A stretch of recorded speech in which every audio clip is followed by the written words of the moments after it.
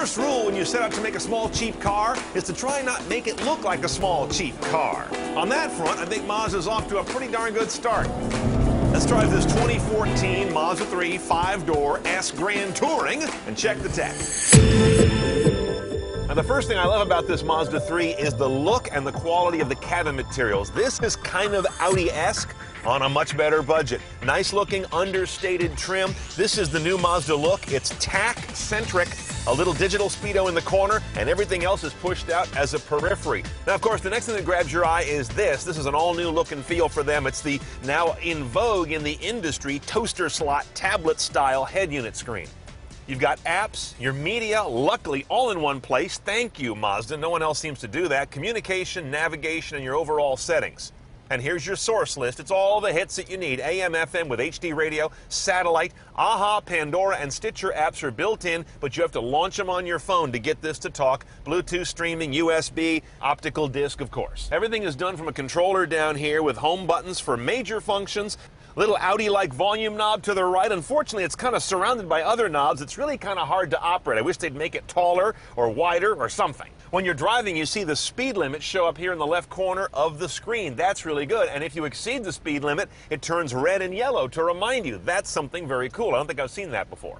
Navigation entry is pretty easily done via the controller or via the voice button over here.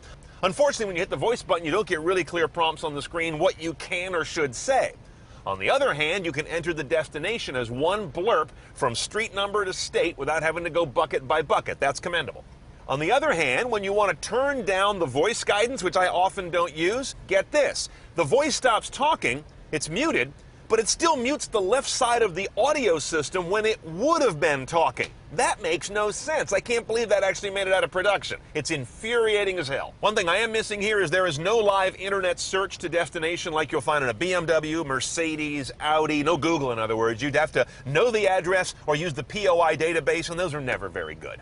And as you're going to start to notice here, there are an incredible number of settings I haven't seen on most other cars. That spooks the average driver. I'm not a big fan of things like calling focus of the HUD calibration. Just call it focus. An incredible number of traffic settings, including something called detour sensitivity. I do this for a living and I have no idea what that is. Traffic is forked in two sessions. There's online traffic, which requires a Wi-Fi hotspot device hooked up to the car.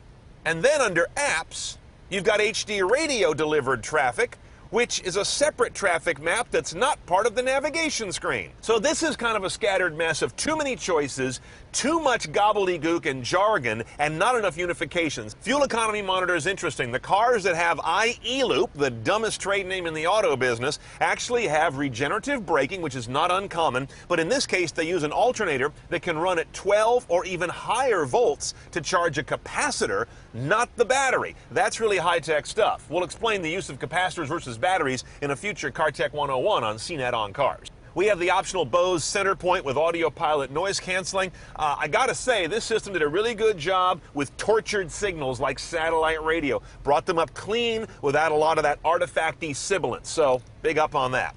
Now, you may have noticed we've got a little projection screen that winks up off the dash when you start the car, and there's sort of a blue electrofluorescent camera under there, giving us a pretty rudimentary display. The problem we had was the thing is very uneven. Sometimes it works, sometimes it doesn't. Sometimes the height control actually does something, sometimes it doesn't. And sometimes the image just goes up and out, and I couldn't get it back.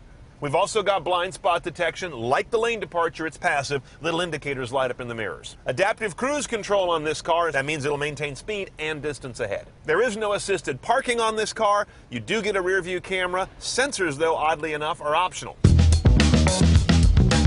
Now, under the hood, this Mazda 3, because it's an S, a sport model, has a 2.5-liter inline-4. The I-Cars will have a 2-liter inline-4. But what they have in common is something called Sky-Active technology. In a nutshell, that means it's a really high-compression engine, almost at diesel levels of compression. 184 horsepower, 185 foot-pounds of torque. 0 to 60 for this 3,000-pound car is a respectable 7.5 seconds. Notice that 3,000 pounds is pretty light by today's standards. MPG is 2737. Transmission and drivetrain are straightforward. 6-speed automatic only, and a real automatic, not a CVT, and front-wheel drive only. The thing feels like it's put together like a drum. There's not a rattle in the car, and I'm on a crappy waterfront road right now, so that's saying something. Now here's the odd thing. The engine does not feel as good to me as it looks on paper. I don't get a lot in that 20 to 80% of pedal travel. It just kind of gets stuck in unbearably tall gears. In fact, I'll tell you, I thought it was a CVT when I first drove the car. You know, I never look at the spec sheet till I've driven the car for a while, and I would not have bet it was an automatic. The head-up display is kind of badly positioned because it puts the data, the text that's on it, right over the arm of the wiper, which is a busy background, and it's not my favorite positioning for a HUD. It's actually kind of out of my line of sight. I think you could put that stuff in the dash and it would be just as good.